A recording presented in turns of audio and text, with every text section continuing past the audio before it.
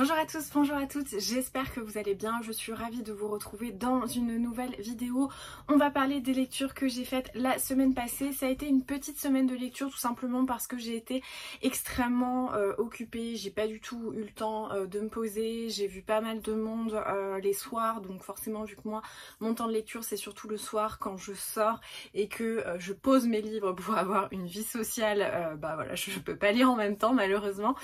Donc du coup voilà, j'ai pas lu beaucoup, j'ai lu un livre et une BD, donc on va en parler tout de suite sans attendre. Avant de vous donner mon avis sur les lectures que j'ai faites, je vous invite à regarder sur mon shop Etsy de mes photos argentiques. C'est des photos qui sont en tirage limité que j'ai prises voilà, tout au long du mois et que je propose pour décorer vos bibliothèques, vos murs ou voilà, votre bureau, j'en sais rien. N'hésitez pas à faire un petit tour, c'est beaucoup mieux de soutenir des petits créateurs que de prendre sur des multi-marques comme ça, des géants nationaux, internationaux qui utilisent des images libres de droit. Il y a plein d'images qui sont déjà out of stock, qui sont épuisées, donc merci du fond du cœur pour votre enthousiasme et voilà pour toutes vos petites commandes. Enfin je suis trop contente de me dire que toutes mes photos vont aller dans vos intérieurs. Il y en a vraiment pas mal qui sont en rupture dans tous les formats différents, donc je suis vraiment trop contente de voir que ça a plu à ce point là. Je vous mets le lien dans la barre d'infos et voilà, c'est sur mon lien Etsy et je vais vous montrer avant de commencer les avis livresques, les petites photos qu'il y a sur la boutique.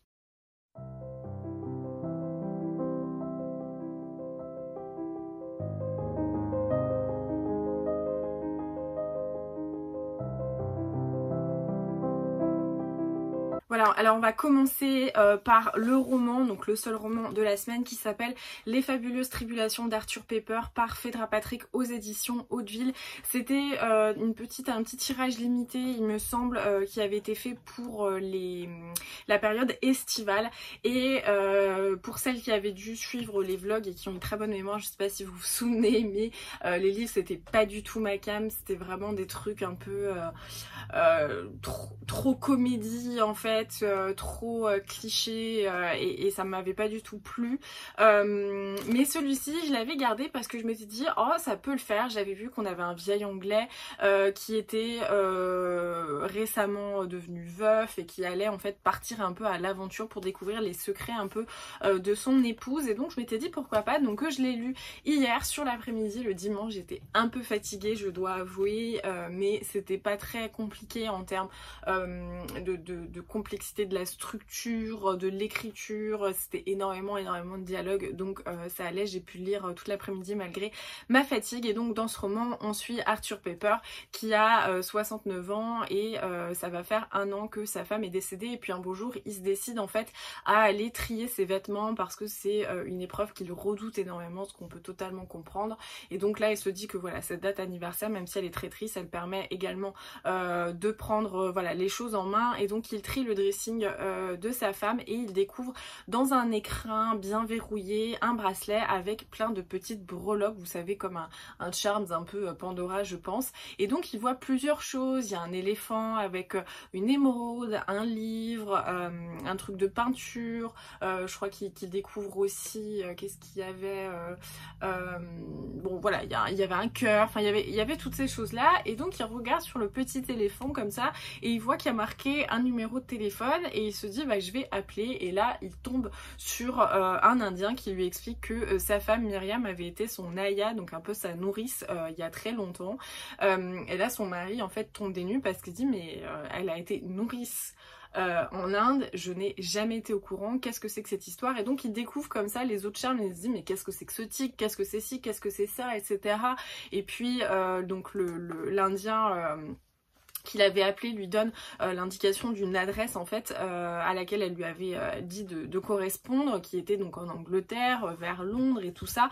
Et donc il va partir comme ça un petit peu à l'aventure pour découvrir sa femme au travers de ses breloques. Ça partait bien. ça partait d'une bonne idée, voilà. Mais déjà, j'ai trouvé que la manière dont c'était amené, c'était un peu ridicule. Alors, le truc que je vous raconte pour l'Indien, c'est extrêmement anecdotique, puisque je crois que c'était sur les 50 ou 60 premières pages. Le livre en fait à peu près 400, donc clairement, c'était, voilà, c'est pas un gros spoil. Mais déjà, j'ai trouvé que c'était un peu gros, quoi. Il trouve un truc fermé, et puis là, il voit sur le petit éléphant, comme ça, un numéro de téléphone avec 9 chiffres, et c'est toujours le même numéro de téléphone que 40 ans auparavant, ou même plus, 50 ans auparavant, et ensuite voilà, il va partir à l'aventure. Et alors en fait, le fait qu'il parte comme ça, même s'il était en deuil, que jusqu'à un certain stade il était extrêmement ermite, qu'il voyait personne, qu'il voulait voir personne, qu'il faisait rien, il vivait son deuil comme il pouvait, donc ça me choque pas trop que du jour au lendemain ils disent bon bah vas-y, je sors, je m'en vais, et puis je vais essayer de partir un peu sur les traces du souvenir de ma femme. Ça me pose pas de soucis, mais ce qui m'a vraiment gênée dans ce roman, c'est l'aspect feel good, un peu de développement personnel qui était insupportable. J'avais lu un roman dans le cadre du Club Fleuve qui s'appelait La promesse d'Edna, et j'avais détesté parce qu'en fait, à chaque fois que la vieille mamie, elle croisait quelqu'un sur son chemin, il y avait toujours des passages, des dialogues extrêmement longs qui n'ont pas forcément de réalisme en plus de ça, parce que c'est rare qu'on lise une page entière de dialogue dans la vraie vie en échangeant avec quelqu'un, et à chaque fois c'était soi-disant une petite leçon de vie sur le matériel, sur le bonheur, sur les trucs c'est patati patata, enfin genre de trucs que je déteste. Et là c'était un petit peu ça en fait, à chaque fois qu'il allait trouver une breloque, à chaque fois qu'il allait faire ci, à chaque fois qu'il rencontrait des gens, il y avait un genre de message un petit peu sur voilà les comment dire, ouais, côté développement personnel, sur la vie, sur machin, des espèces de grandes tirades hyper bateau, hyper cliché. Alors encore une fois, je peux comprendre que ça puisse plaire, que ça puisse parler à certaines personnes, qu'il y ait une certaine voilà résonance quand on lit ça. Moi personnellement, j'ai horreur de ça. Voilà, j'aime pas du tout le développement personnel, le principe de ça, et le fait qu'on essaie de donner aux gens des grandes leçons pour leur dire arrête tout du jour au lendemain et tu verras, ça ira beaucoup mieux. Ça c'est un truc que voilà, je trouve presque contre-productif. Mais bref, tout ça pour dire que bah, ça m'a un petit peu gonflé, parce que voilà, il y avait ça, et puis ce papy qui aurait pu être extrêmement attachant, parce que moi j'aime bien les histoires avec des personnes âgées comme ça. En plus de ça, là voilà, il y a des trucs un petit peu saugrenus, et il va comme ça essayer d'aller voir à Londres alors que genre il a jamais pris le métro, genre de trucs. Donc il pouvait y avoir des moments un petit peu cocasses, mais finalement l'accent est pas forcément mis sur Arthur, sur sa personnalité, sur lui qui découvre tout ça, mais plus sur les gens qu'il va rencontrer et les messages qui sont amenés. Et je pense que ça peut effectivement plaire, c'est divertissant, il y a ce qu'il faut, mais pour moi c'était trop léger, pas assez chiadé, pas assez... Ouais, en fait vraiment il y avait un côté très light, feel good, développement personnel qui est tout ce que je n'aime pas, donc forcément j'étais pas la cible pour ce roman. Mais après si c'est des choses qui peuvent vous plaire, n'hésitez pas. Mais voilà, si vous cherchez un truc, moi je sais pas, je m'étais dit que ça allait être un petit peu absurde, un petit peu ironique avec ce vieux papy et tout ça, un peu roman humour à l'anglais, etc. Mais en fait pas du tout, donc je pense que voilà, si le titre vous donne l'impression que on va vers un truc un peu humour anglais, un petit peu absurde et tout, pas du tout, donc passez votre chemin. Mais si à l'inverse vous aimez bien les livres comme ça de développement personnel avec des messages et ce genre de choses, avec un aspect très feel good, vraiment imposé, mis sur le premier plan excessivement, ça peut vous plaire. Mais moi perso c'est pas ce que j'aime dans la littérature. Le week-end dernier quand on était chez ma belle famille, on a fait les échanges de cadeaux de Noël, et donc j'étais trop contente de voir qu'on m'avait offert Le jeune acteur de Riyad Satouf, donc c'est les aventures de Vincent Lacoste au cinéma, donc ça c'est le tome 1, donc j'imagine qu'il y aura plusieurs tomes. C'est publié aux éditions Les Livres du Futur. En fait Riyad Satouf a monté sa propre maison d'édition pour éditer ses livres, du coup voilà.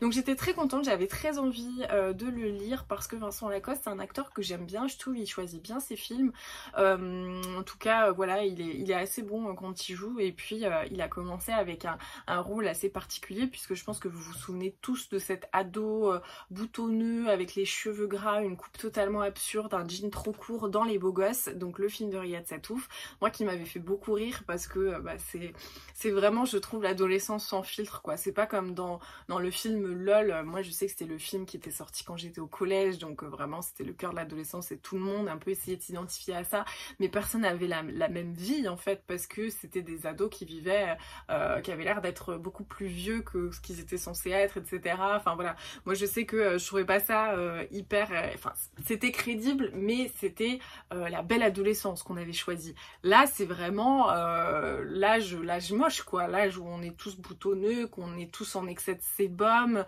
les mecs ils muent, enfin c'est, je veux dire, on essaye tous de se donner l'impression qu'on est très intéressé par l'autre, et quand je dis l'autre ça peut être vers les femmes ou les hommes ou les deux ou ce truc là, mais qu'en fait on essaye de faire genre on est hyper à l'aise alors qu'en fait pas du tout.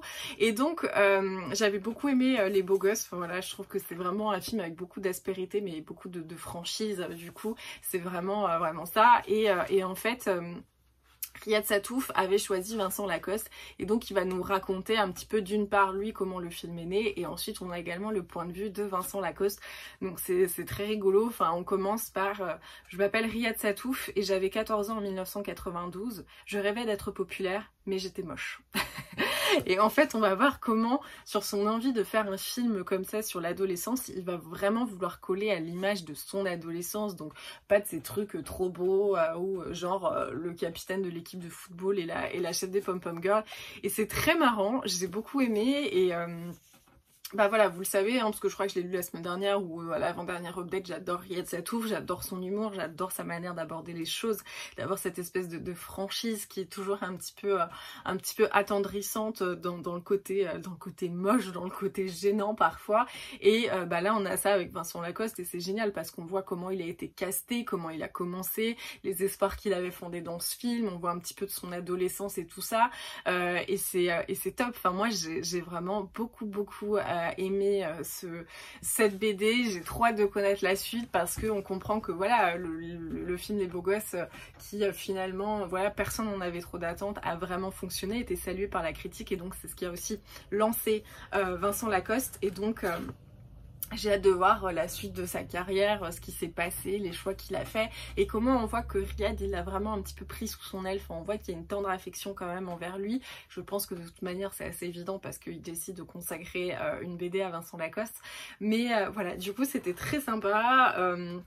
Je pense qu'on peut la lire même si on n'est pas fan de Vincent Lacoste. C'est juste, enfin, c'est la vie d'un acteur, mais je pense que voilà, l'acteur il pourrait être anonyme, ça serait la même chose. Et donc là on découvre un peu les secrets de tournage, comment ça les changeait, le casting, enfin ce qui a changé dans sa vie. C'était vraiment super sympa. Et c'est pas, voilà, si vous connaissez même pas Vincent Lacoste, si vous avez même jamais vu Les Beaux Gosses, c'est quand même une BD qui est extrêmement divertissante, qui est très drôle, qui montre en fait la genèse d'un acteur au cinéma, et je pense que ça peut intéresser plein de monde. Voilà, c'est tout pour cette update lecture. J'espère que cette vidéo vous aura plu, que ça vous aura donné envie de découvrir le jeune acteur de Riyad Satouf. Je pense qu'après ma propagande sur Riyad Satouf, vous êtes obligés d'avoir au moins un petit peu de curiosité pour aller découvrir ses œuvres, parce que moi j'adore vraiment, pour moi c'est un de mes génies du 21e que j'adore.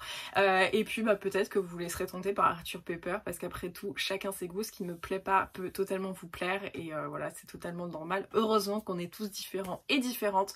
En tout cas, merci d'avoir regardé cette vidéo. N'oubliez pas comme toujours de me laisser un petit pouce, de mettre un petit commentaire pour soutenir la chaîne, et de partager sur les réseaux sociaux si le cœur vous en dit. Et en attendant la prochaine vidéo, je vous embrasse, je vous souhaite de très bonnes lectures et je vous dis à très vite.